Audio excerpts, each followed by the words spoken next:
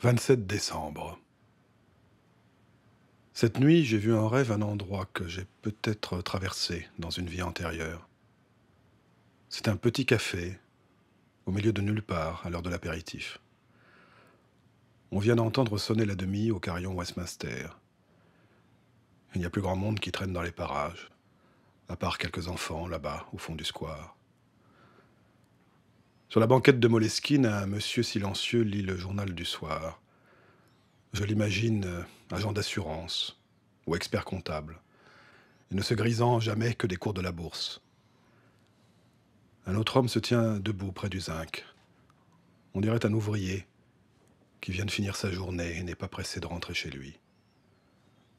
Son regard se perd dans le vague. À travers la vitre, je devine des lettres que j'arrive mal à déchiffrer. J'aperçois un tourniquet à côté du bar, où dorment des cartes postales que personne n'achète. Elles représentent des lieux pareils à celui-ci, des jardins, des grandes places, des églises. Elles représentent aussi, qui sait, ces acteurs de la capitale dont le nom s'est effacé. Ils s'appelaient Mounet Sully, Lucien Guitry ou Max Derly. Et ils furent les gloires de la belle époque. Un personnage est là qui m'y fait songer.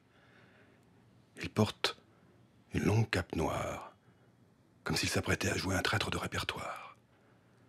Sa cravate est nouée en lavalière, à la manière des artistes vers 1900. Il n'a ni barbe, ni moustache, m'évoquant cette tradition qui fit baptiser les comédiens les mentons bleus.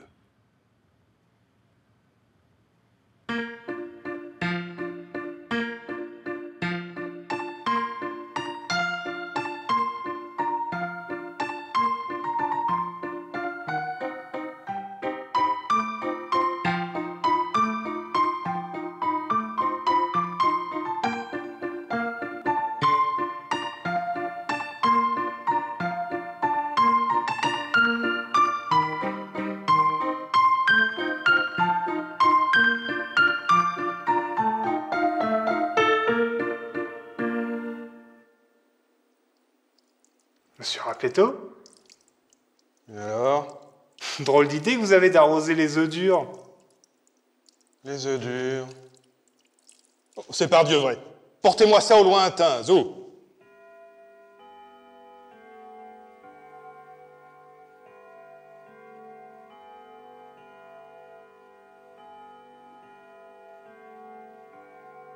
Je le croyais en représentation. À l'étranger, oui, monsieur, mais il est de retour depuis hier de sa grande tournée mondiale. Mondial? Tu as des lettres, Émile? Non, mais il est 5h30, le facteur va passer d'une minute à l'autre. Apporte-moi mon boc.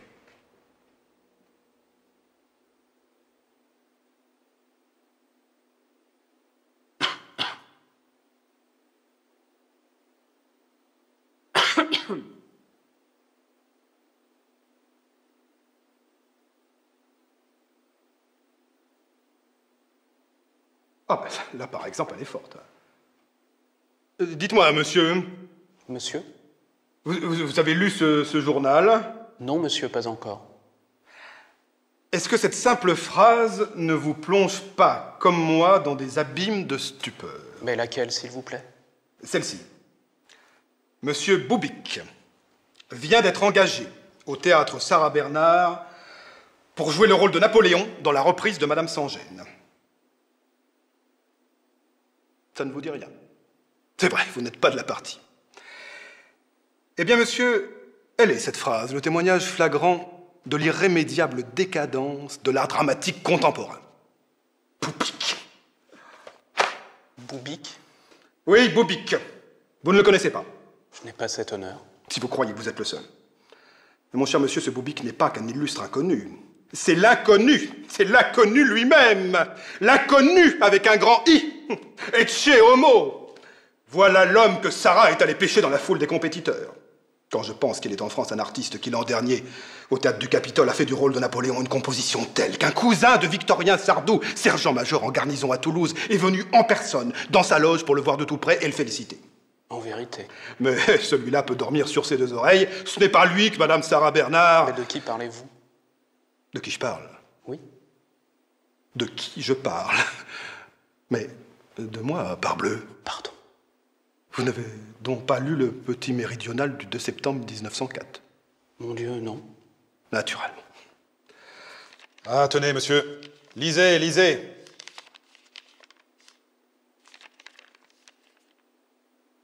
Madame sans gêne, Madame sans gêne au Capitole.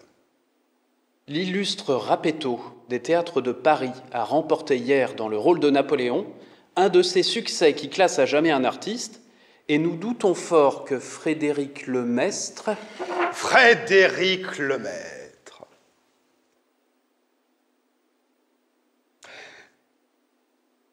Ce fut, monsieur, cette représentation de Toulouse, une soirée que j'oserais qualifier d'historique. Si vous aviez vu à un moment donné de quel geste majestueux j'appuyais la main sur le globe impérial comme ceci. Mais continuez donc, monsieur Rapetto, je suis tatoué. Tout oui, pardon. Le plus curieux de l'affaire, c'est que j'avais à lutter contre l'odieuse cabale organisée à mon intention par l'étoile de la troupe, Madame Frémicourt, que mes succès avaient rendu folle de rage. Comment est-il possible? Des voyous postés au paradis, imitaient le cri du canard à chaque pas que je faisais sur la scène. Mais je ne tardais pas à les réduire au silence. Simplement, je les regardais. De cet œil en quelque sorte impérial que je sais avoir lorsque je joue les Bonaparte, et je leur décochais cette flèche. Qu'importe à l'aigle qui plane le gloussement des oiseaux de basse-cour.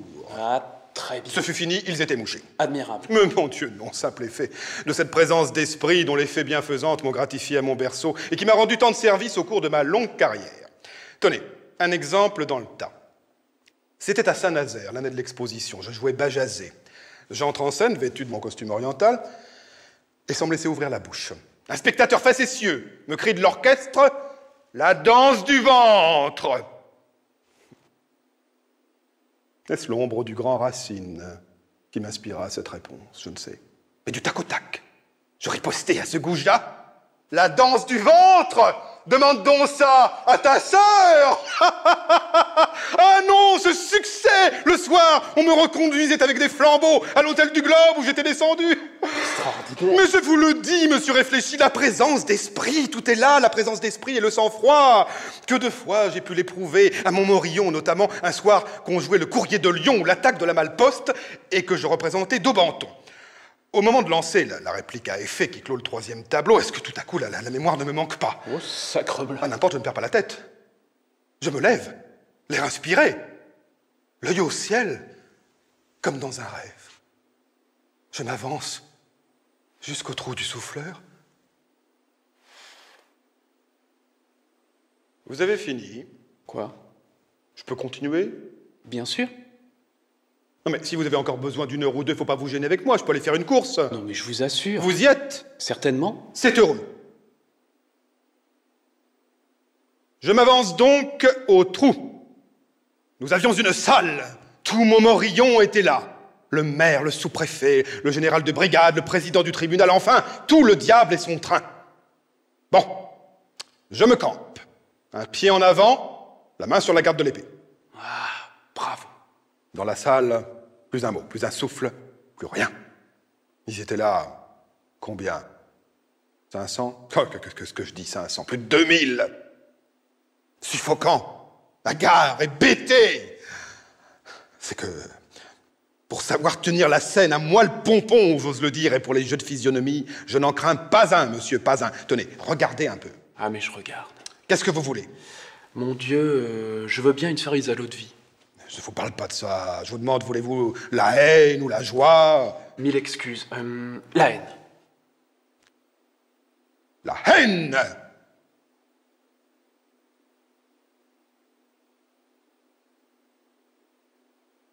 Très joli. La joie. La joie!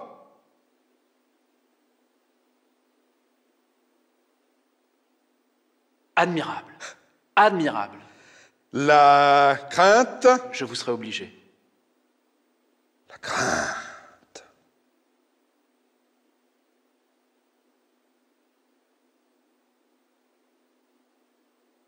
Superbe. Superbe. La douleur à présent. Avec plaisir.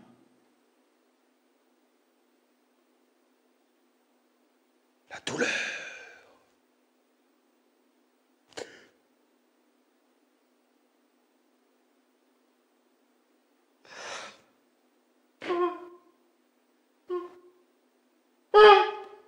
Ah non, assez. Assez, je ne peux pas voir ça, ça me bouleverse. N'est-ce pas que c'est chouette? Ah, où en étais-je donc? Ah oui, je me dis, à nous deux, public, tas de bourgeois, épiciers, salauds! Et aussitôt, d'une voix qui sonna dans le silence comme une fanfare de trompette, je m'écriai... Garçon, donnez-moi l'addition! Quoi? C'est bon, je vous dis, ça suffit. Je vous jure, monsieur Rapetto. Et moi je vous répète, monsieur Réfléchi, que je n'ai pas l'habitude de parler pour les sourds. Vraiment, vous vous moquez du monde, d'aller vous fourrer sous la table au moment le plus intéressant. Ce n'est pas de ma faute à moi si les allumettes ne prennent pas. Voyons, soyez gentil, monsieur Rapetto. Achevez le récit de vos débuts au théâtre de Montmorillon, je vous assure, ça me passionne. Je brûle de connaître la suite. Enfin. Cet homme est un monstre ou un martyr? Qui? Le Surc. Je vous demande pardon, je croyais que vous parliez de moi. C'est la réplique du 3e acte. Très bien, très bien. Et alors? À ces mots, un frisson s'empare de l'assistance. Le génie venait de passer. Oh oui. En moins de temps qu'il n'en faut pour le dire. Voici toute la salle hurlante. Non. En proie à la frénésie d'un enthousiasme déchaîné. Un tonnerre d'applaudissements ébranle les vitres du théâtre, coupé de « Vive Rapetto, honneur au glorieux Rapetto !» Moi, je demeurais souriant et calme. Simplement, je remerciais du geste, un geste discret et bienveillant qui, à la fois, affirmait ma modestie naturelle et tenait le public à distance. Est-ce qu'à ce moment-là, écoutez ça, vous allez rire. Ah mais j'écoute. Est-ce que la femme du président, qui était tombée amoureuse de moi, ne me lance pas un billet dans un bouquet de violettes? Sur la scène? À mes pieds. Je ramasse le poulet, le rideau tombe, je déplie mon petit papier et devinez un peu ce que je lis. Mais je connais cette gueule-là. S'il vous plaît. C'est Rondouille. Tu me donnes. Mais c'est Rapetto. Rondouille.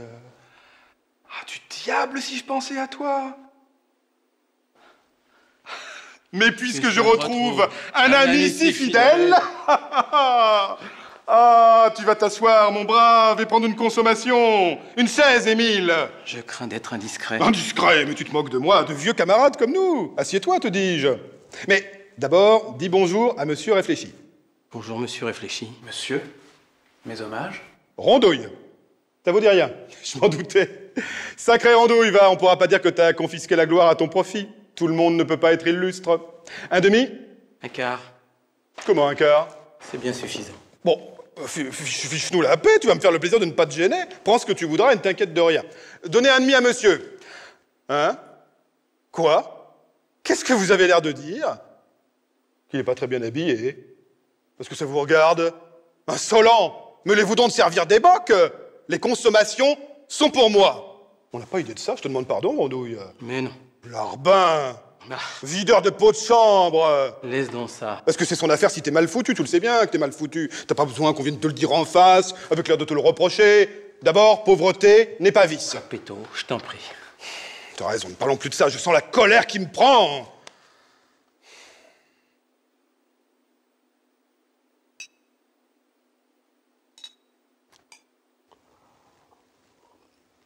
Monsieur Réfléchi. Monsieur. Vous voyez cet homme-là, n'est-ce pas? Eh ben, c'est tout simplement mon plus ancien compagnon d'armes. Pas possible. Plus de 25 ans, nous avons fait la tournée, joué la comédie ensemble. J'exagère, Rondouille? Pas de ça. Aussi, il peut se vanter de m'avoir vu à l'œuvre. Tout à l'heure, hein, quand je vous disais comme je joue bien, vous aviez l'air de rigoler. Moi? Dis la vérité. Est-ce que je joue bien, oui ou non? Pour sûr, tu joues bien. C'est clair. Et vous savez, pour qu'il le dise, il faut vraiment que ce soit son avis. Hein. Au fond, il serait plutôt porté à me débiner, il n'a jamais eu de succès. C'est pas sa faute d'ailleurs, il n'a pas de talent.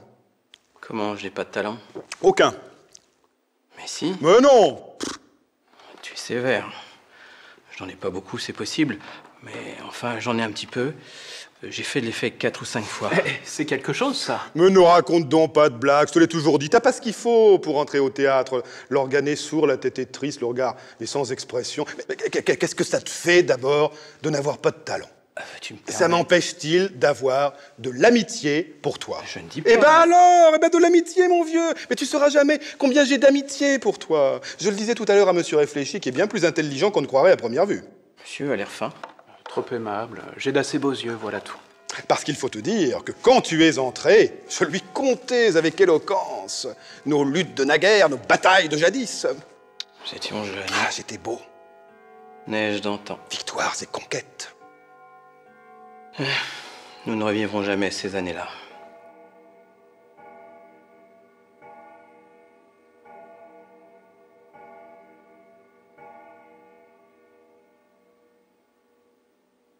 Andouille. Hein? Te rappelles-tu, il y a 20 ans, quand nous sommes allés jouer la tour de Nesle à Amboise? Oui, oui. Tu jouais à Buridan. Je jouais Buridan, parfaitement. Et toi, tu représentais Louis X. Et qu'est-ce qu'il fait, Louis X, dans la pièce? C'est un rôle muet, on le voit au 4e acte, il traverse la scène sans rien dire. Eh bien, franchement, là, la main sur la conscience. Est-ce que je le joue bien, Buridan? Personne ne dit le contraire. Je me plais à le croire. J'ai les traditions de Bocage, qui l'a créé, plus le panache qu'il n'avait pas. Et le panache, monsieur, tout est là. Je l'ai assez prouvé à Limoges un jour que je jouais la dame de Montsoreau. Après ma grande scène du 2, qu'est-ce que je vois toute la salle debout? C'est comme à Vierzon. On jouait les deux orphelines, avec moi dans le rôle de taillade. Toi, tu faisais le gardien de la prison. C'est un rôle muet, les prisonnières défilent devant lui au tableau de la salpêtrière. Oh, pas le semble. Vous me croirez si vous voulez. Mais quand j'ai eu lancé la réplique célèbre, il connaît le secret de mon âme et il demande si j'oserais. 14 femmes se sont trouvées mal à force de m'avoir trouvé bien, y compris le juge de paix et le commissaire-priseur. Eh bien, tout cela n'est rien, comparé au succès que j'ai remporté à Toulouse dans les Pirates de la Savane. Je jouais le farouche Ribéron, Rondeau Ulif del Serpent. Quel serpent? C'est un rôle muet. On s'installe derrière la coulisse, ça consiste à se mettre à plat ventre et à passer le bras sous le décor après l'avoir fourré dans une peau d'anguille. Alors on agite comme ça, puis comme ça, la salle on dirait un serpent. Ah bah, mais félicitations, monsieur, je bois à vos lauriers. Ah, je pourrais continuer comme ça pendant une heure. Tenez, à Saint-Quentin, j'ai cru que la salle allait crouler tant le public m'applaudissait dans le radeau de la Méduse. Tu faisais un flot. Un flot? Une vague, quoi. Tandis que je criais d'une voix déchirante « Il faut donc mourir !» Lui, il imitait la mer à 4 pattes sous une toile qu'il soulevait avec son dos. Et à Lille, donc, te rappelles-tu la fois où les jeunes gens de la ville voulaient me porter en triomphe? On représentait au téléphone, avec moi dans le rôle d'Antoine. Toi, tu faisais la pluie. Ah, je nous y vois encore. Tu étais à la cantonade, et tandis que j'arrachais des larmes à la foule, tu secouais des haricots secs dans la coiffe de ton chapeau. Ah oui, monsieur réfléchit. Je peux le dire sans me vanter, j'ai plus d'une fois couché avec la gloire, allez, à Montélimar, à Guéret, à Barcelonnette, à Pézenas, mais où j'ai connu, voyez-vous, les plus grandes satisfactions, c'est à Châteaudun, dans la closerie déjeuner. Qu'est-ce que tu jouais donc, toi? Ah bah oui, on t'avait confié un petit rôle, mais tu y étais insuffisant. Ça fait qu'on te l'avait retiré et qu'on t'avait installé dans la cave à surveiller le calorifère. Ah non, le succès que j'ai eu. Et à Tours, non? À Tours. Oui, à Tours, dans Rue Blas.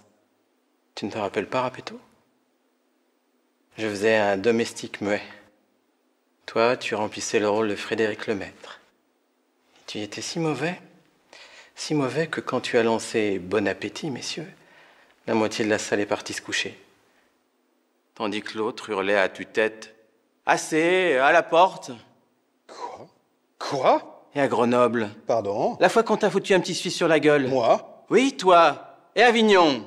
Le soir, le colonel du 30e cuirassier est venu te tirer les oreilles sur la scène devant tout le monde, pendant que tu jouais Hernani. Parce que tu t'étais vanté d'avoir couché avec sa femme. Je ne sais pas ce que tu veux dire. Et à Roubaix, Assez! le jour, un monsieur t'a raccompagné à la gare à grands coups de pied dans les fesses, à force de t'avoir admiré dans le Chevalier de Maison Rouge. Tu ne te rappelles pas non plus. Les consommations que tu me peines te rafraîchissent pas la mémoire, il te paraît. Tais-toi donc, nom de Dieu! Tu te couvres de ridicule! Et à Limoges? Rondouille! Andouille! Bougre d'âne! Paillasse! Cabotin! M'as-tu vu? Et puis d'abord vous, mais qu'est-ce que vous fichez là? En voilà un abruti qui se mêle de ce qui ne le regarde pas! Permettez? Est-ce que c'est votre affaire? Et à Commercy, demandez-lui un peu, monsieur réfléchi, à quel point ça a été gai, obligé de coucher dans sa loge. Et à Nantes, et à Montauban, et à Lille, et à Carcassonne.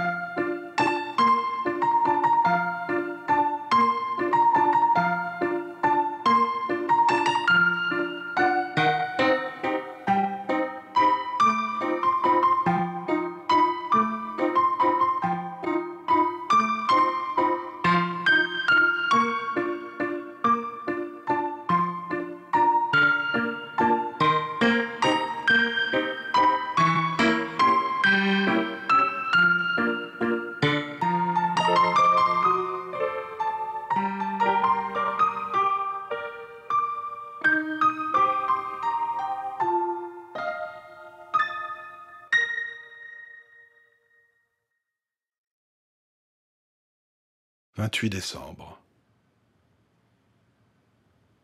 Encore le crépuscule. Cette heure qu'on surnomme entre chien et loup, et qui est revenue me hanter la nuit dernière. J'étais je ne sais où, égaré dans une forêt obscure, comme si j'avais sauté du train en marche, et ne retrouvais plus mon chemin. Il fallait errer longtemps parmi de grands arbres inquiétants, avant de surprendre une lumière. À mesure que je m'approchais, je distinguais mieux, ça et là, les pans d'un décor qui me paraissait posé en plein désert, sans quiconque pour le regarder. De hautes grilles en fer forgé, toutes rouillées par la pluie. Quelque inscription héraldique, gravée dans la pierre et dévorée par les herbes folles. Des chiens dormaient au pied d'une bâtisse sans âge, qui avait peut-être hébergé jadis des fêtes galantes et brillantes. Les fenêtres du second étage étaient closes, à peine troublées, par moments, par le murmure du vent dans les persiennes. J'étais devenu le démon Asmodée, celui qui pénètre dans les maisons pour découvrir ce qui s'y passe. Je montais à pas feutrer les marches du perron. Je me logeais dans un coin d'ombre. De là, j'apercevais des silhouettes. J'entendais des voix confuses et qui exprimaient une sourde angoisse. Je ne serais pas rassuré, me disais-je, si je devais habiter des terres aussi solitaires. Heureusement, croyais-je comprendre, ils ont le téléphone.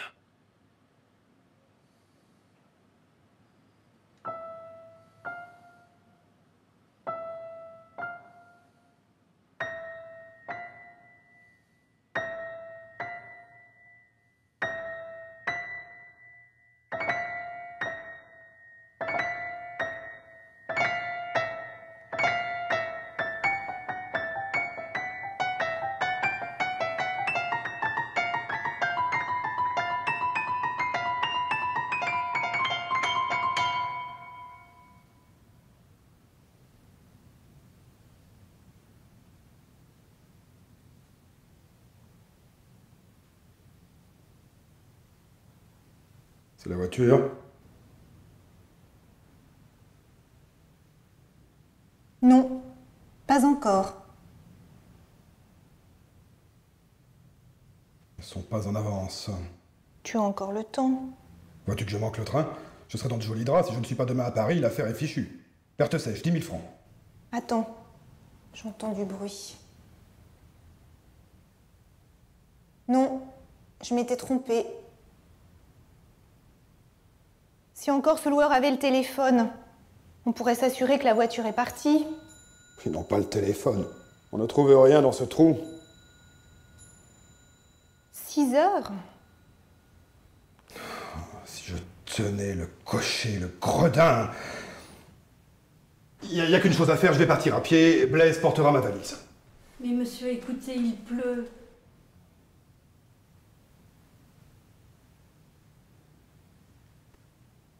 Joli mois de septembre. Voilà 3 semaines que nous n'avons pu mettre le nez dehors. Sale pays. Nous n'y reviendrons pas aux vacances prochaines. Ah bon, ça non. La ville est morne, les communications sont impossibles. On est loin de tout. Si on avait besoin de quelque chose, si on était malade la nuit, on pourrait bien mourir avant d'avoir le moindre secours. Cette habitation ne serait pratique qu'à la condition d'avoir cheval et voiture. Et encore, c'est beaucoup trop grand. Faudrait 5 ou 6 domestiques pour entretenir tout ça. Je pense que nous avons un bois de 7 hectares. À quoi ça nous sert-il? Je ne chasse pas, personne ne s'y promène. Merci bien pour y faire de mauvaises rencontres, comme l'autre jour. Est-elle peu heureuse, cette Nanette? Quelques mendiants. Une sale figure. Une figure sale, tout simplement. Qu'est-ce que tu fais? Je téléphone au Rivoire. Allô? Voulez-vous me donner Vitré 276, le plus vite possible, n'est-ce pas? Merci. Si tu as quelque chose à me dire ou à faire dire au Rivoire, tu peux encore me téléphoner chez eux ce soir jusqu'à 9h. Allô, c'est toi mon vieux? Oui. Oui, j'ai dû faire mettre le téléphone. Oh, très cher. C'était indispensable pour mes affaires. Oui. Dis donc, j'irai prendre le café ce soir avec vous. Je prends le rapide de Paris, une affaire urgente. Je pense être chez vous vers les 8h. Dis-lui bonjour de ma part, ainsi qu'à Lucienne. Oui, c'est ma femme. Elle vous fait dire toutes ses amitiés, à toi et à Lucienne. Comment? Rivoire a entendu que je te parlais. Merci. À ce soir. Il a entendu ma voix? On entend très bien. Il faut se méfier, c'est traître. Tiens, je ne savais pas. Cette fois, Oui. C'est la voiture, enfin. Ah bah c'est pas malheureux. Où est Blaise? Blaise! Blaise! la voiture est là. Madame m'appelle. Oui, Blaise. Vous ferez bien attention pendant mon absence. Je vous confie tout mon monde, tout mon cher petit monde. Que monsieur soit tranquille. Mettez ma valise dans la voiture. Au revoir, mon chéri. Sois sage. Autrement, je ne te rapporterai rien. Aussi, papa, tu me rapporteras une petite sœur. Oh, mais attends, c'est que ça coûte cher. Au revoir, ma chère petite femme. Au revoir, Nanette. Ne pensez plus à vos bêtises, Blaise est là. Ah, à propos, tenez, Blaise. On ne sait jamais. Par précaution, pour faire peur aux sales figures, comme dit Nanette, vous avez là, dans ce tiroir, vous voyez, un revolver chargé. Ça, je ne peux plus. Enfin, vous fermerez. Faites attention que le petit n'y touche pas. Allons, c'est moi qui me mets en retard maintenant. Au revoir, mes chéris. Au revoir. Ne sors pas, tu vas prendre froid. Viens regarder les images.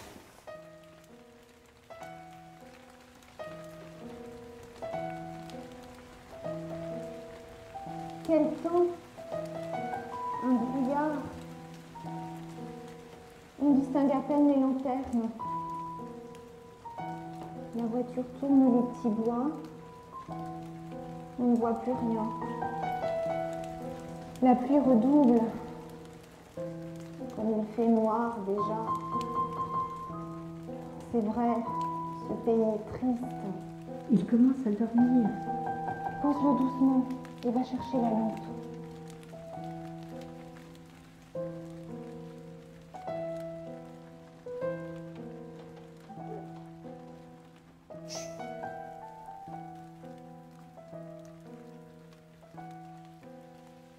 Vous pourrez fermer les contrevents de la salle à manger et aussi la porte du parc. Nanette fermera ici. Bon, et je détacherai aussi les chiens? Oui. Et puis vous apporterez votre lit, vous coucherez dans cette pièce. Bien sûr, on sera plus tranquille. Tu peux dire je, ma bonne Nanette. Mais ton je serait plus tranquille. Je ne suis pas brave, ça c'est vrai. Enfin, le beau jour s'est dépassé. Monsieur sera ici mercredi au plus tard, n'est-ce pas? Quand Blaise aura fait son lit, nous monterons là-haut dans nos chambres et nous coucherons le petit. Oui, il dort comme une souche. Est-il gentil comme ça? Profitons-en pour faire nos comptes.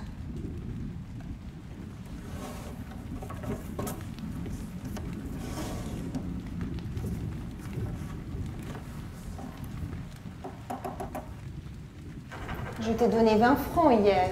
Oui, madame. Bon. Tu as payé le boulanger? Oui, madame. 6 francs, 10 sous. 6 francs, 10 sous. Ferme donc. Oui. Ah! Quoi? Il y a quelqu'un. Tu es folle, c'est le reflet de la lampe. Non. Allons, voyons, Nanette. Oh, madame, le cœur me bat. Nanette? Blaise fermera, je ne peux pas, j'ai trop peur. Quelle poltronne! Vraiment, ça dépasse les bornes. Qui veux-tu qu'il soit là, voyons? Ah! Salut, madame. La compagnie. Qui êtes-vous? Qu'est-ce que vous voulez? C'est une lettre. D'où venez-vous? De là-bas, de la ville.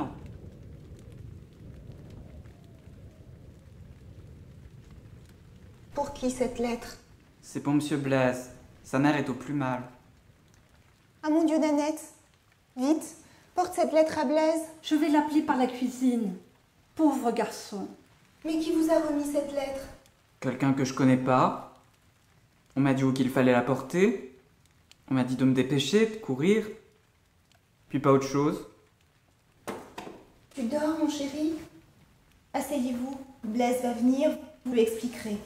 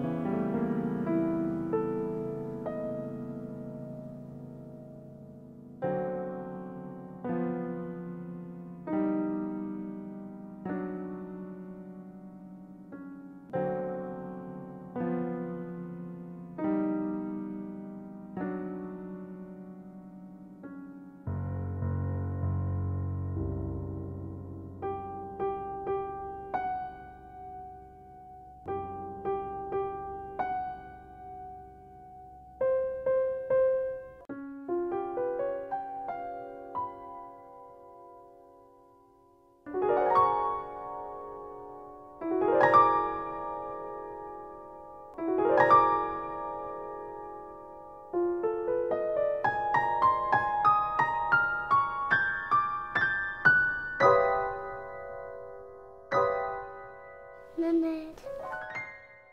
Nanette va revenir. Ne te tourmente pas, mon chéri. On va te coucher. Là. Dors. Dors. C'est ta maman qui te berce. Comme il a les pieds froids. Voulez-vous fermer la porte, s'il vous plaît?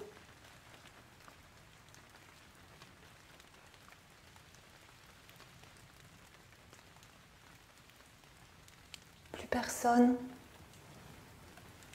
Il n'aura pas compris.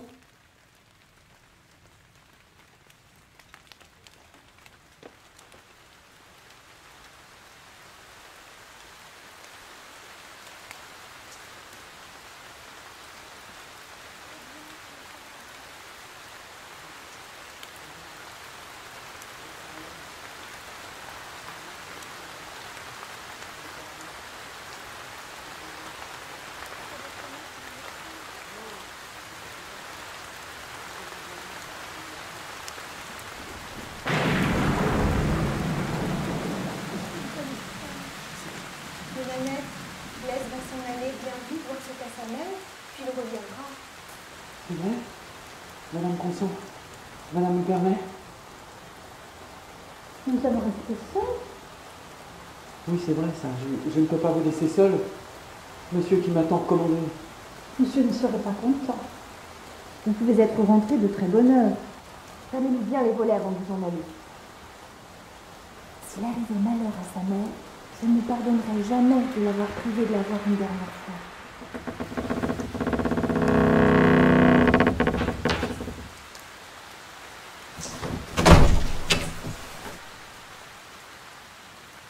Madame a bon cœur. La maison est bien close. Je vais courir tout le long de la route. Le temps d'embrasser ma pauvre vieille, je serai ici avant 9 h. Oh oui, avant 9 h. Couvrez-vous, il pleut. Je ferme derrière vous, Nanette n'aurait pas ce courage. Ah non, j'aurais pas ce courage, monsieur. Dans cette grande diablesse de maison, on aurait le temps de trégorger avant que personne vienne seulement à votre aide.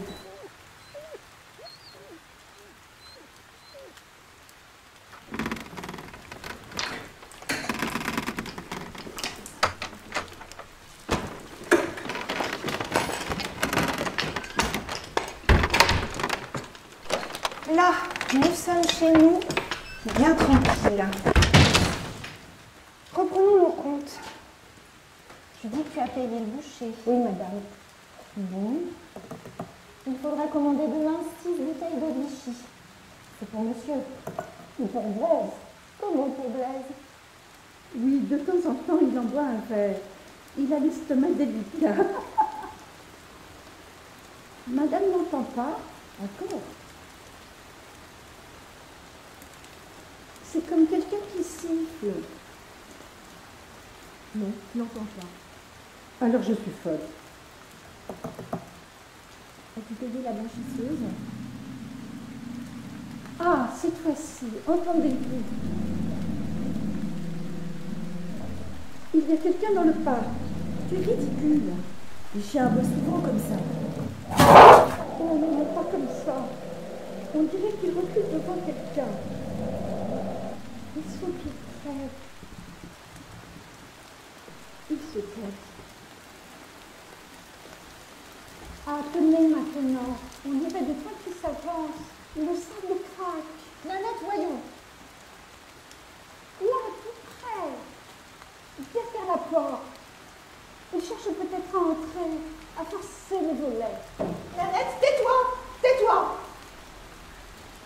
Oh, madame a peur, je la vois qui tremble. Raisonne un peu, imbécile. S'il y avait des voleurs là, derrière la porte, les chiens aboieraient. On n'entend rien. À moins que... À moins que... À moins qu'ils ne puissent plus aboyer, les chiens. On les a tués. Tu es idiote!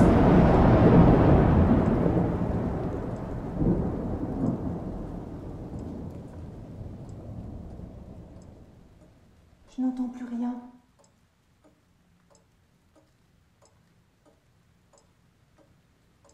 Tout est calme. Tu vois?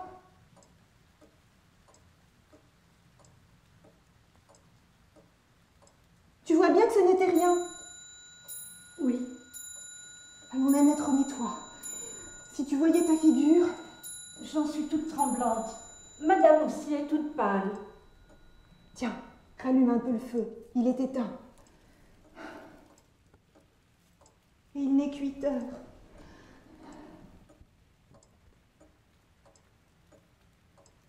Monsieur est arrivé.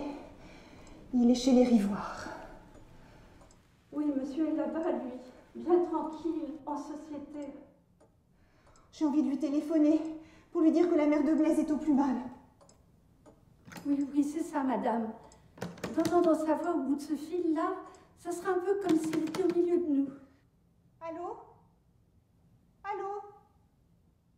Ah, cet instrument, quelle belle invention tout de même. Allô? Allô? Voulez-vous me donner Vitré? Numéro 276. Vite. Merci. J'attends.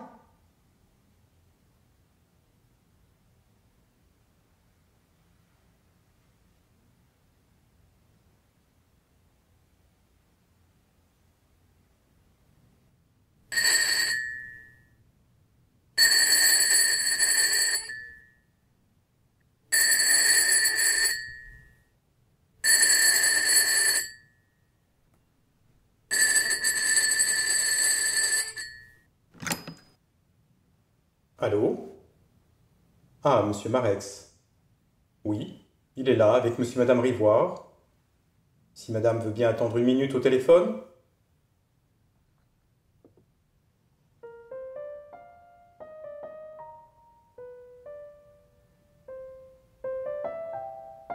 Justin, vous servirez le café ici? Bien, madame. On demande monsieur Marex au téléphone.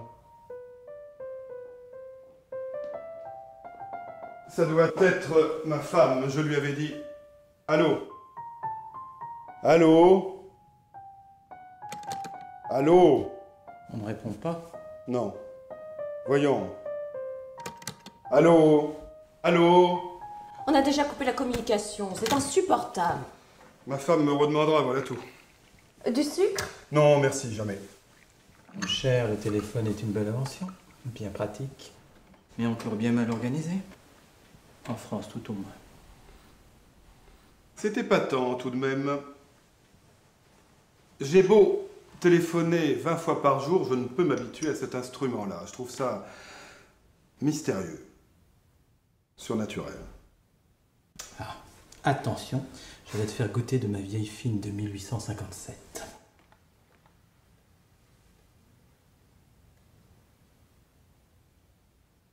Oh, exquise.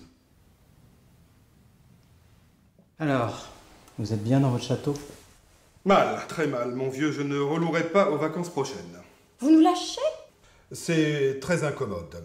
Pour aller à Paris, il faut changer 3 fois de train, c'est presque impraticable.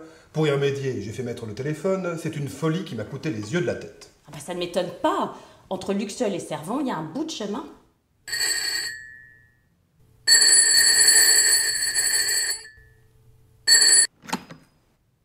Allô? Allô? Ah, c'est toi, ma chérie. Oui, oui, très bon voyage. Tes amis se portent bien. Et là-bas? Pas encore couché? Blaise n'est pas là? Ah, pauvre garçon. Ah bah, t'as bien fait. Je pense que vous n'avez pas peur, hein? À la bonne heure. Tout à l'heure? Des bruits? Les chiens? Bah, ça arrive tous les soirs. Oh, sacrée poltronne de Nanette, elle est pire que bébé. Il est couché? Non? Vous attendez Blaise, ça vaut mieux. Oh, la sonnerie l'a réveillé. Ah bah, alors approche-le qu'il me dise bonsoir. Bonsoir, mon mignon. Il ne sait pas tenir le récepteur. Dis-lui qu'il aura peut-être sa petite sœur. Hein, j'y réfléchis, je crois qu'on peut la lui promettre. Qu'est-ce que c'est? Nanette entend encore quelque chose? C'est vous, Nanette? Bah, quel bruit! Que craignez-vous? Vous êtes bien enfermé, bien verrouillé, c'est de la folie. Je vous défendrai dorénavant de lire les feuilletons du petit journal, ça vous monte la tête. Allons, bonsoir, ma chère petite femme. Crois-tu que ce soit admirable? Tu es près de moi, je sens les moindres inflexions de ta voix, de tes gestes. Je te vois presque. Oui, je te vois, ma chérie. À demain. Si nous n'avions pas été là... À quelles extrémités se serait-il porté? Heureusement que les extrémités sont un peu éloignées. Figurez-vous que nous avons une vieille bonne, très dévouée, mais peureuse comme on ne l'est pas. Elle croit toujours avoir affaire à des brigands, des assassins. Le pays est sûr. Bon, très sûr, je le crois. Nous sommes un peu isolés, un peu éloignés du village, c'est vrai, mais... Vous avez un domestique qui couche dans la maison quand vous n'êtes pas là? Oui, Blaise, un brave garçon. Mais il a été justement appelé près de sa mère, très malade. Tiens. Alors ta femme et la bonne sont seules? Pour 1 heure ou 2 seulement. J'avoue que ça m'ennuie un peu.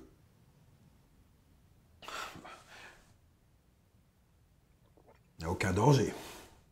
C'est même ridicule de songer 1 minute à des choses comme ça. Mon Dieu, vous savez, on ne prend jamais trop de précautions.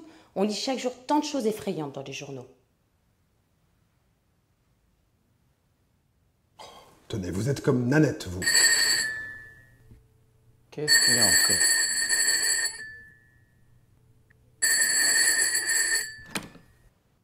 Quoi? Ah. C'est ta femme, mon vieux.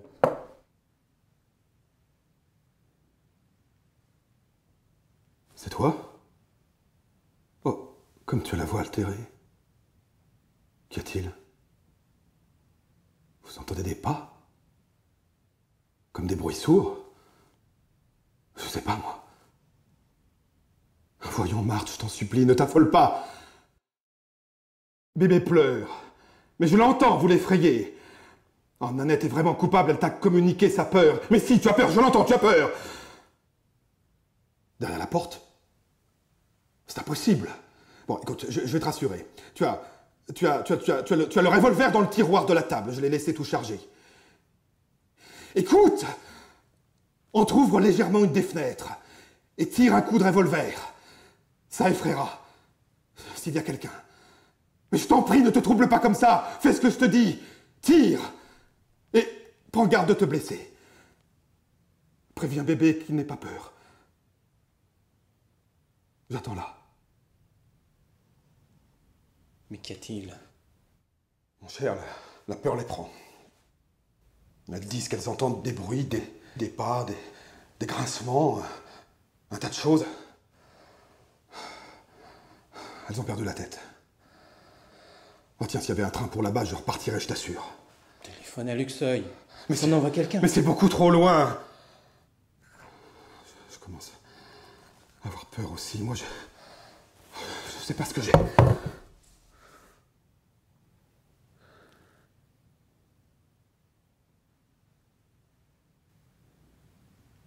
Ce départ de Blaise après le mien, cette coïncidence. Comment? Le revolver n'y est pas? C'est impossible. Cherche partout dans le tiroir, au fond. Où veux-tu qu'il soit? Ah non, voyons, Marthe. Je t'en prie, je t'en supplie, ne t'affole pas. Je suis là. Je suis là. Je t'entends trembler. Bébé pleure. Mais ne faites plus de bruit. Mais fais-le taire. Fais-le donc taire. Mon chéri, je t'en prie, je t'en supplie, mon cher petit Pierre. Je te craque. Pour la forcer? C'est impossible, les volets sont solides. Éteignez la lampe, ça les éloignera peut-être. Mais je sais plus, moi! Ah mon Dieu, tu crois? Maintenant? Ils sont plusieurs? Et aussi derrière la porte? Ah, appelle! Crie au secours! Ah, c'est horrible! Oui, tu as raison, ne crie pas! Cache-toi, sauve-toi! Emporte l'enfant! Sauve-toi par la cuisine! Cours! Ah! Qu'est-ce qui a poussé ce cri-là? Marthe! Réponds, mais réponds! Il faut prévenir la police! Prévenir. Ça se passe à 70 km d'ici. Encore des cris. Qu'est-ce qu'on leur fait? On les tue, on les égorge. Ah, au secours! À l'assassin! Au secours!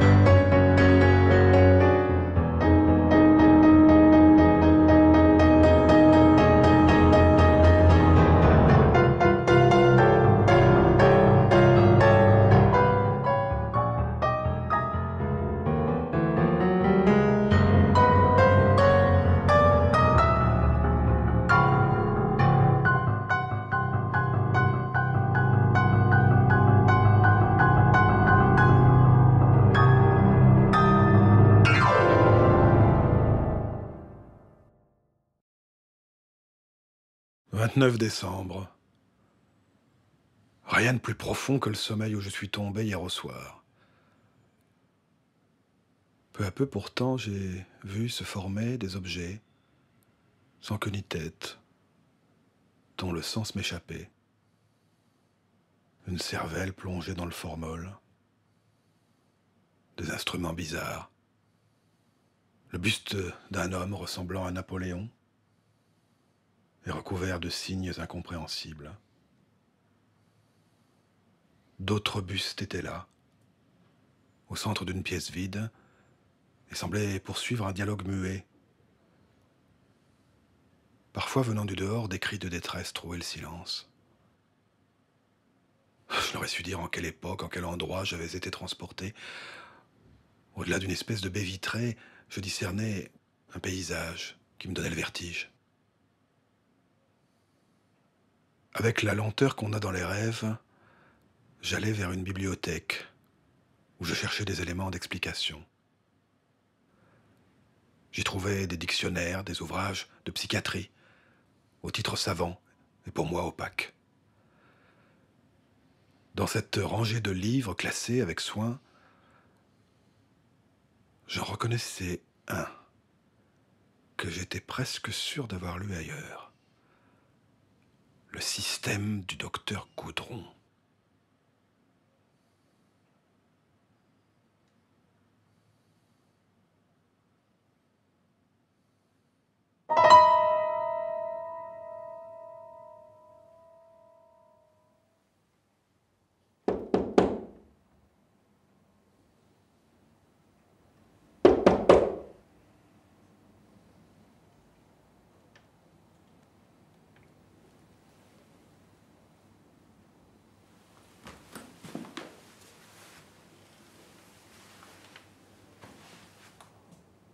Personne?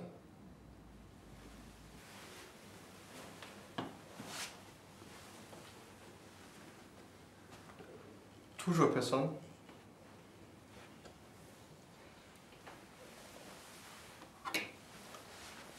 Ça doit être le cabinet du directeur.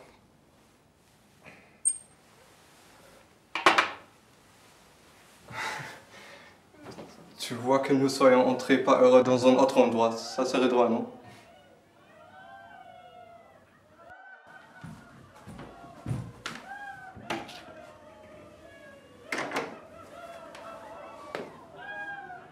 Tu vois quelque chose? Non, on voit rien.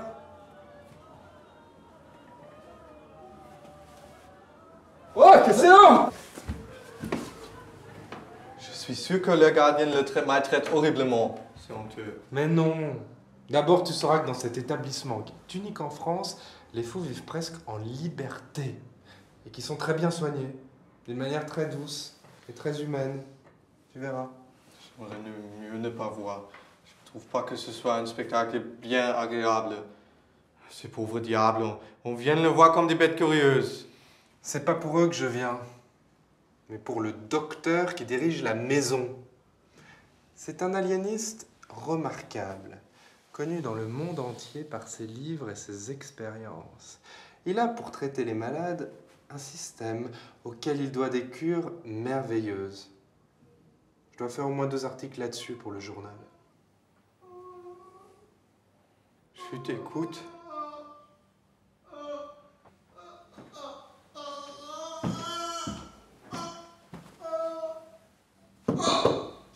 Qui est là? Pardon, à qui pourrait-on s'adresser pour... Que voulez-vous? Pardon, monsieur, nous avons traversé l'établissement sans rencontrer âmes qui vivent pour nous renseigner. Nous désirons parler à monsieur le directeur. Monsieur le directeur, qu'est-ce que vous lui voulez? Nous sommes recommandés par le docteur Richard.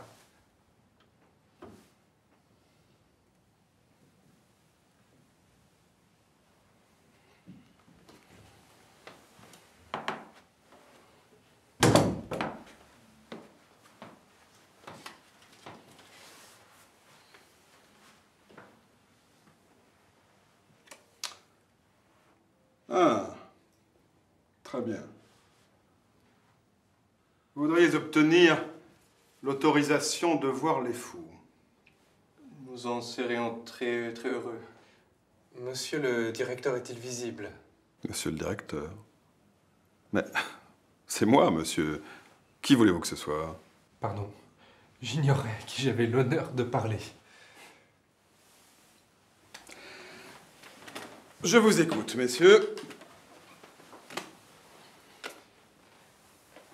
Voici, monsieur le directeur, ce que nous attendons de votre grande bienveillance. Nous savons combien sont rares les privilégiés que vous voulez bien admettre à visiter en détail l'établissement dirigé par vous avec tant d'autorité depuis des années. Depuis des années. Voilà, moi je suis rédacteur au Journal de Paris et mon ami y est correspondant. Alors je voudrais commencer peut-être par vous demander quelques renseignements sur vous, sur votre méthode de travail, si vous le permettez, sur vos travaux, sur votre fameux système. Mon système.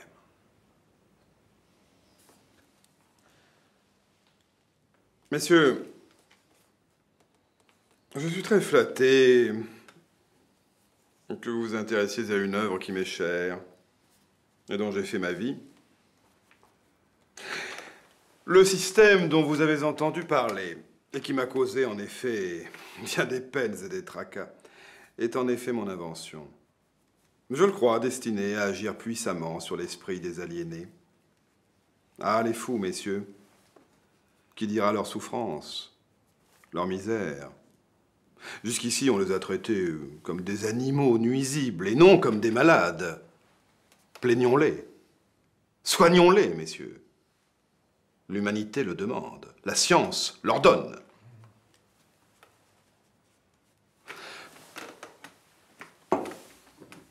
Je ne crois pas faire tort à ma modestie de simple savant retiré du monde en vous disant que j'ai obtenu des cures vraiment très intéressantes dont je suis en train de recueillir les observations pour les soumettre à la faculté de médecine. Oui, messieurs, à la faculté de médecine.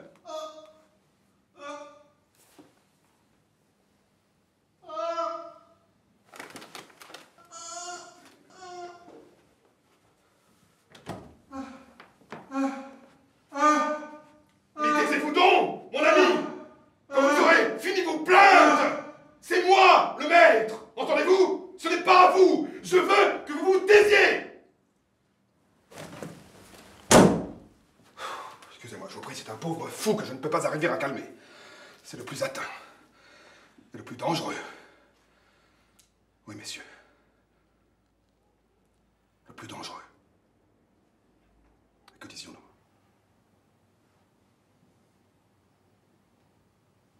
Nous parlions des résultats tout à fait admirables de votre système. Ah oui. Mon système. Vous avez, sans nul doute, entendu parler de la partie la plus essentielle du traitement que j'applique ici aux malades. Le traitement qui est déjà en vigueur dans toute l'Allemagne, l'Angleterre, l'Italie, et qui bientôt, je veux l'espérer, le sera dans le monde entier. Mon système! Mais quel animal! Il faut pourtant que ce bruit cesse!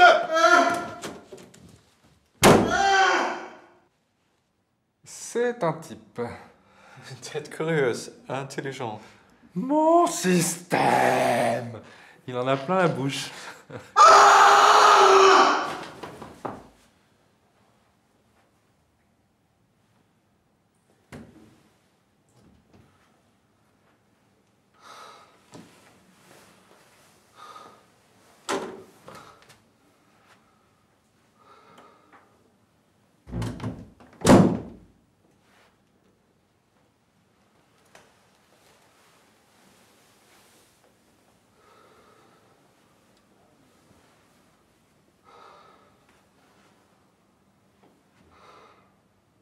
Qu'est-ce que c'est? Ce n'est rien. Il ne te dérangera plus. Je l'ai calmé. Quelle brute. Tenez, regarde. Regardez comme il m'a griffé. Avec des malades comme celui-là, vous devez souvent courir à des réels dangers. Oui. On a du mal.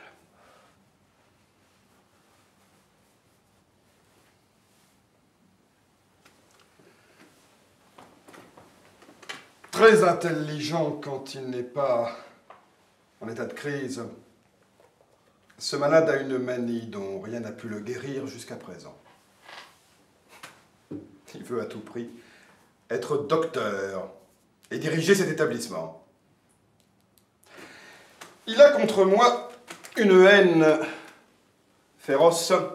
Il n'y a pas une demi-heure, tenez. Il avait réussi à entraîner les autres fous à se révolter.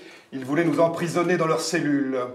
Nous avons eu beaucoup de peine à nous en défaire et à les mettre à la raison. Si toutefois on peut dire, messieurs, qu'on met un fou à la raison. Ce sont ces cris que nous avons entendus. Enfin, maintenant, ils sont enfermés. Et bien enfermés. Quant au directeur, comme tout le monde l'appelle ici, je l'avais fait mettre là pour qu'il se tienne tranquille, mais il fait un tel bruit. J'ai horreur du bruit. Oui, messieurs. Horreur du bruit. Il a fallu le punir très sévèrement.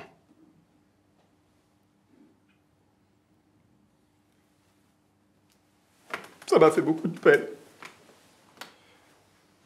Vous lui avez fait mettre la camisole de force. On ne parlait pas de ça. Je croyais... mais c'est horrible. C'est monstrueux. Je sais bien que vous n'êtes point partisan des méthodes de répression sévères. Barbare, ignoble. Mais c'est pas dans ce cas, faut bien en venir là. Ou aux douches.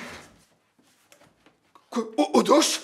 Mais voyons, messieurs, mais qu'est-ce que vous dites? On voit bien que vous ne savez pas ce que c'est.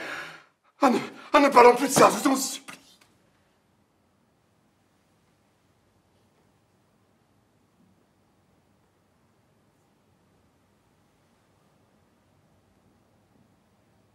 Pourriez-vous, monsieur le directeur, entrer un peu en détail dans la méthode nouvelle employée par vous?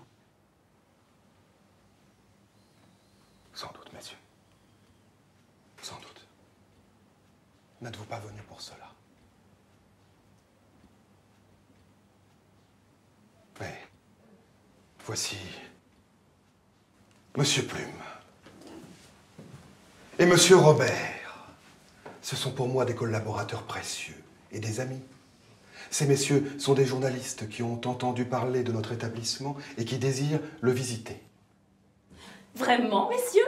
Vous venez voir les fous? Cela vous intéresse? Mais je vous en prie, asseyez-vous.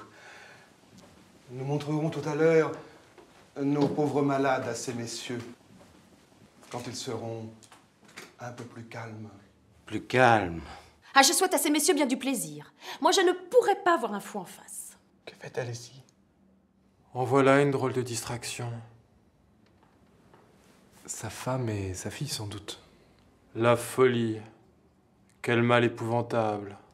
Épouvantable. Ah, messieurs les savants, vous devriez bien vite trouver un remède à ce terrible fléau de l'humanité. Nous cherchons. Nous cherchons.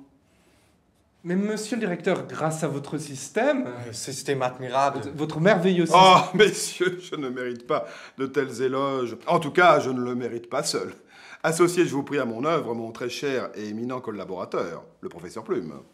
Mon cher directeur. Le traitement auquel nous soumettons nos malades, messieurs, est des plus simples. Nous ne contredisons aucune de leurs manies. Au contraire. C'est ainsi que nous avons pu opérer un certain nombre de guérisons radicales, 60% environ. 60%? Absolument. Il n'y a pas de raisonnement qui touche autant la raison affaiblie d'un fou que la réduction à l'absurde. Nous avons eu, par exemple, des malades qui se croyaient poulets. Leur traitement consistait en ceci: reconnaître, accepter leur manie comme un fait positif, et dès lors donner aux malades pendant toute une semaine la nourriture qui appartient proprement au poulet. Grâce à cette méthode, il suffisait d'un peu de graines et de gravier pour opérer des miracles. Des graines Du gravier.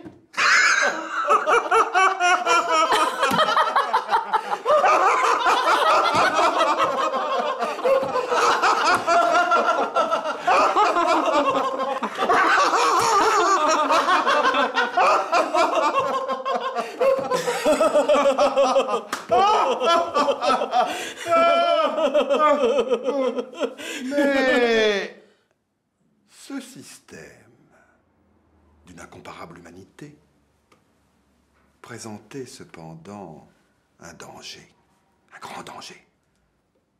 Il n'est pas possible de deviner et de prévenir les caprices des fous.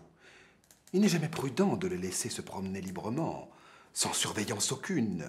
Le fou, messieurs, peut être adouci, comme on dit, pour un temps, mais il est toujours, en fin de compte, capable de turbulence. De plus, sa ruse est proverbiale et vraiment très grande. S'il a un projet en vue, il sait le cacher avec une hypocrisie qui est merveilleuse. Merveilleuse. En ce moment, monsieur le directeur, vous avez beaucoup de malades? Une demi-douzaine en tout.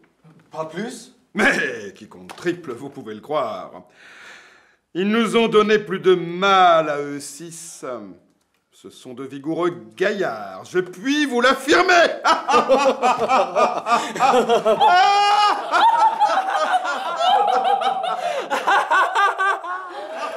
Qu'est-ce qu'ils ont de rire comme ça?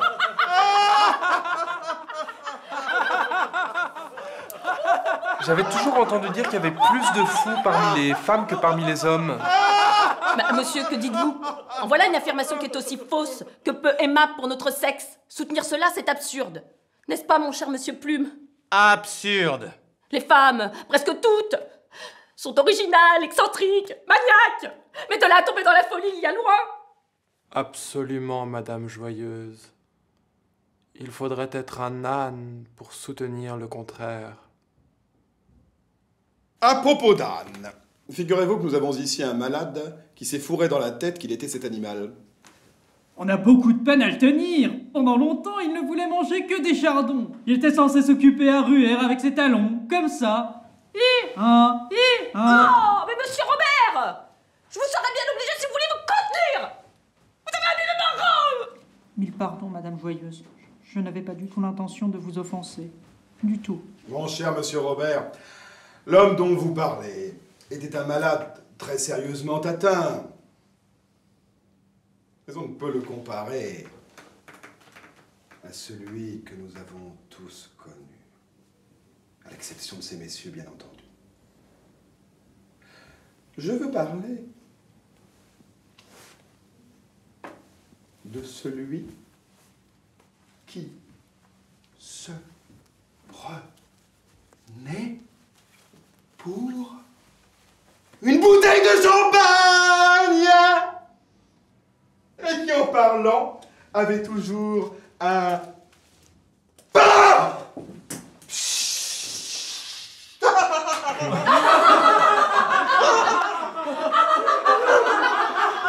Qu'est-ce qu'ils ont donc? Et Bouvier! Oui! Bouvier! Bouvier la toupie!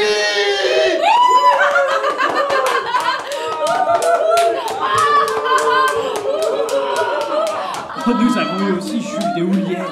Il croyait être une citrouille et il persécutait sans cesse le cuisinier pour se faire mettre dans l'eau chaude. Ce n'est pas naturel. Non, c'est pas naturel. Monsieur Merlin, au moins, avait une lubie plus sensée. Il avait découvert, après réflexion, qu'il avait été par accident changé en coq. Mais en tant que coq, il se conduisait raisonnablement. Il battait des ailes, comme ça.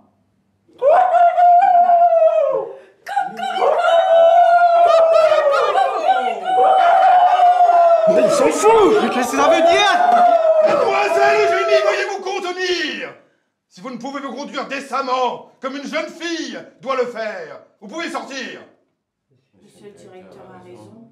Monsieur le directeur a raison. Monsieur le directeur a raison. Monsieur le directeur a raison. Clémence! Monsieur le directeur. Quel est ce bruit? Oh mon Dieu! Cachez-moi! Cachez-moi!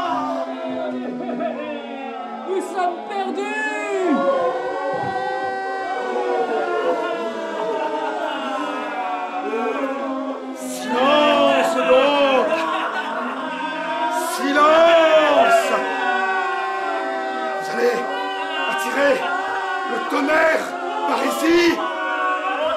Quand vous aurez fini vos plaintes, je vous ordonne de vous taire. C'est moi le maître, entendez-vous? Silence! Doucement. Il est entré. Ne l'effrayez pas.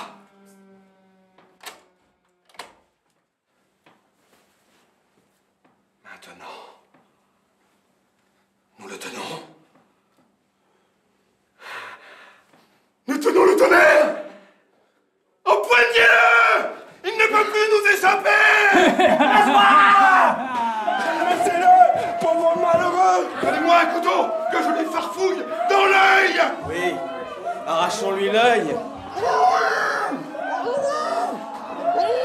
Le sang coule. Misérable fou. Jetons-le par la fenêtre. Oui, par la fenêtre. Au secours. Au secours. Au secours.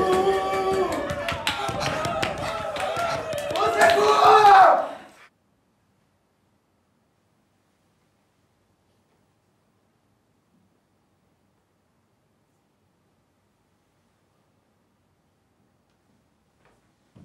Alors voici quelques-uns. Plume, Robert... Et Goudron aussi. Les hommes en cellule, les femmes à la douche. Et doucement surtout, hein. Ce qui est arrivé de notre faute, ça nous apprendra à les surveiller un peu mieux.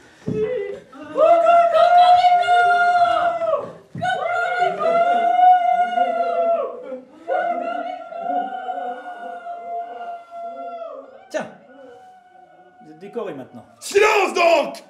Silence. Quand vous aurez fini vos plaintes, c'est moi, le maître, entendez-vous? Silence!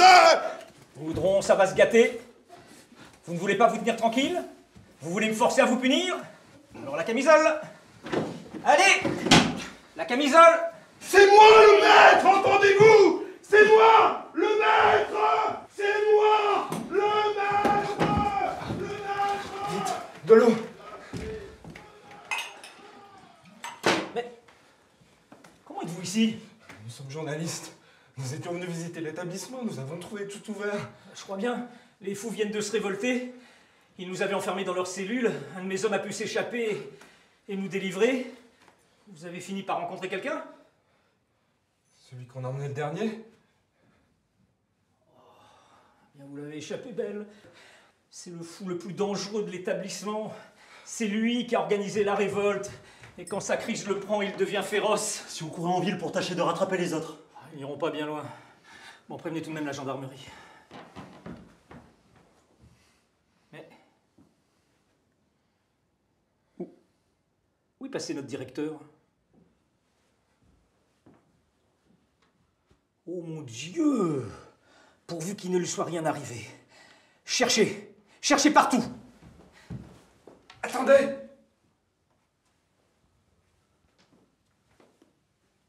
Quand nous sommes entrés ici, on faisait du bruit là, à côté. J'ai été y frapper. Goudron en est sorti. Tiens. Et pendant que nous causions avec lui, nous avons entendu des plaintes. Qui venaient de là? Oui. Alors, il nous a quittés brusquement et retourné là-dedans 2 fois. C'est une chambre noire qui sert pour la photographie. Ah! Oh mon Dieu!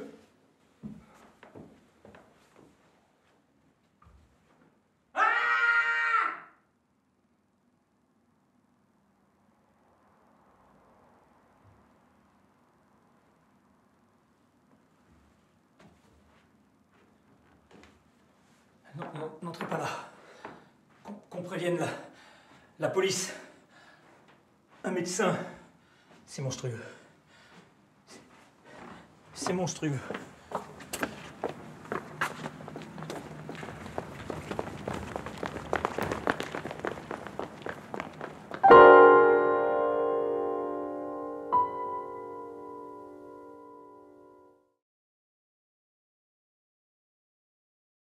Vous venez de voir, par ordre d'entrée en scène, Arthur Dreyfus, Nils Rameux, Noël Herpe, Vincent Chenille, Martin Yoyote-Husson, Élise Lacroix, Émile Janvier, Alain Quette et Thibaut Jara-Ureta. Élise Lacroix joua en outre le rôle de Script Lady, et Martin Yoyote-Husson assista le réalisateur, qui n'était autre que Noël Herpe. Les images furent composées par Nils et Pierre Varolin, assistés d'Isabelle Alvarez-Rico. Le son par Pascal Ribier, assisté de Lucien Richardson, Clovis Tisserand et Pauline Hamelin. La musique par François Régis, le montage par Emmanuel Gachet et l'étalonnage par Pierre Lafargue. Conçu par Cyril Duret, les décors et les costumes furent exécutés par les étudiants en théâtre et en cinéma de l'Université Paris 8. C'est une production Tamara Film, avec l'aide généreuse du département cinéma de Paris 8 et de nos souscripteurs Kiss Kiss Bank Bank. Inspiré d'une pièce d'André Delorde et d'un récit d'Edgar Poe, ce film a pour titre « Le système du docteur Goudron ». C'est la fin de la trilogie que j'ai appelée « Fantasmes et fantômes ».